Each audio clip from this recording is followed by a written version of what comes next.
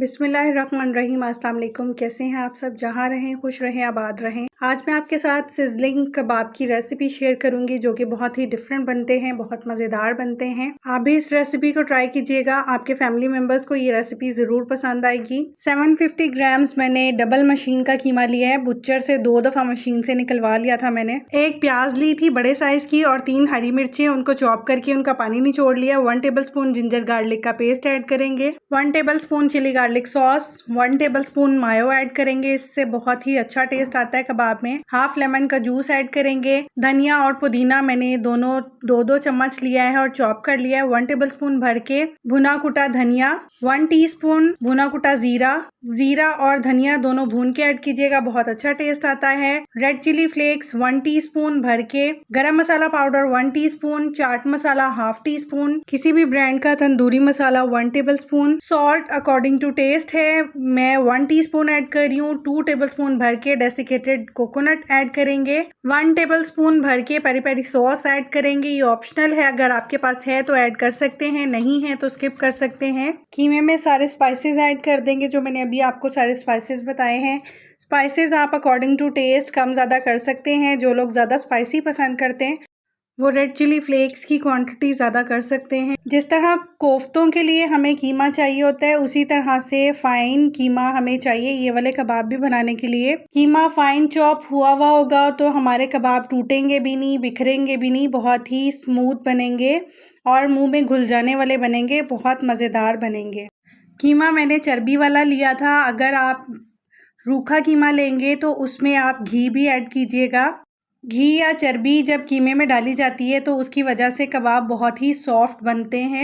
कीमे को अच्छे से मिक्स करेंगे, तकरीबन 7 से 8 मिनट कीमे को हमने अच्छे से मिक्स करना है, जिसकी वजह से इसमें बहुत ही अच्छी बाइंडिंग आती है कबाब में। कीमे को मिक्स करके मैंने 1 घंटे के लिए फ्रिज में रख दिया था, जिसकी वजह से सारे स्पाइसेस का टेस्ट कीमे में बहुत अच्छे से आ गया था। आप भी इसको थोड़ा सा रेस्ट दीजिएगा ताकि सारे स्पाइसेस का टेस्ट कीमे में आ जाए। इसको जो मसला जाता है उसकी वजह से बहुत ही अच्छा टेस्ट आता है, बहुत ही वेलवेटी टेक्सचर हो जाता है इसका और कबाब बहुत ही सॉफ्ट बनते हैं। कबाब बनाने के लिए मैं चॉपस्टिक यूज़ कर रही हूँ। आपके पास ये नहीं है तो आप पेंसिल पे भी बना सकते हैं, किसी स्टिक पे बना सकते हैं, स्पून पे बना सकते हैं। मैं गोला कबाब की शेप दे रही हूँ, आप जो भी शेप देना चाहें कबाब की वो दे सकते हैं। शामी कबाब या चपली कबाब की तरह से बनाना चाहें उस तरह से भी बना सकते हैं। सीख कबाब की तरह से भी बना सकते हैं। आप इनको बना के फ्रीज भी कर सकते हैं, 2 माह तक बिल्कुल ख़राब नहीं होंगे ये कबाब। इसी तरह से मैं बाकी कबाब्स की भी शेप दे लूँगी। ये देखिए जो मैंने कीमे को मसला था उसकी वजह से कितने स्मूथ कबाब बने हैं। आप इनको कच्चे फॉर्म में भी फ्रीज कर सकते हैं और कुक करके भी फ्रीज कर सकते हैं, जैसे फ्रोज़न कबाब मिलते हैं। और बारबेक्यू का इफेक्ट देने के लिए कोयले का धुआं भी दे सकते हैं इनको। आप पैन में 2 से 3 चम्मच ऑयल डालेंगे और ऑयल जब गर्म हो जाएगा तो कबाब पैन में डाल देंगे और इनको कुक करेंगे। 2 से 3 मिनट एक साइड से कुक करेंगे और 2 से 3 मिनट ही दूसरी साइड से कुक करेंगे। कबाबों को ओवर कुक नहीं करना वरना कबाब ड्राई बनेंगे, अंदर से सॉफ्ट और जूसी नहीं बनेंगे। मैं इनको ग्रिल पैन में कुक कर रही हूँ, आप रेगुलर जो फ्राई पैन होते हैं उनमें भी कुक कर सकते हैं। कबाब्स को लो टू मीडियम फ्लेम पर कुक करना है, हाई फ्लेम पर कुक नहीं करना वरना ऊपर कलर आ जाएगा और अंदर से कीमा कच्चा रह जाएगा। इन कबाब्स को मैं वेजिटेबल्स के साथ सर्व करूंगी। यहाँ पर मैंने हरी मिर्चें, शिमला मिर्च और प्याज ली है, जिनको जूलियन कट मैंने कट कर लिया है, थोड़ा मोटा कट किया है।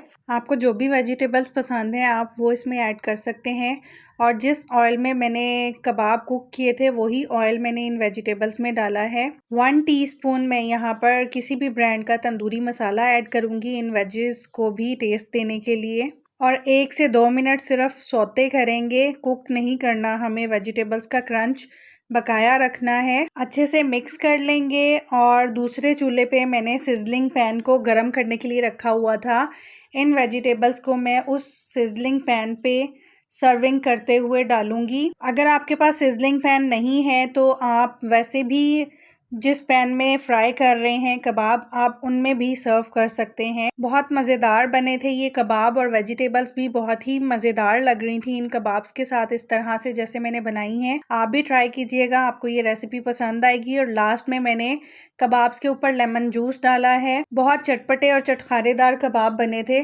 गरम गरम नान और रायते के साथ इसको सर्व करेंगे। आप भी इस रेसिपी को ट्राई कीजिएगा, आपको ये रेसिपी ज़रूर पसंद आएगी। और अपना फीडबैक मुझे कमेंट सेक्शन में ज़रूर दीजिएगा कि आपको ये रेसिपी कैसी लगी।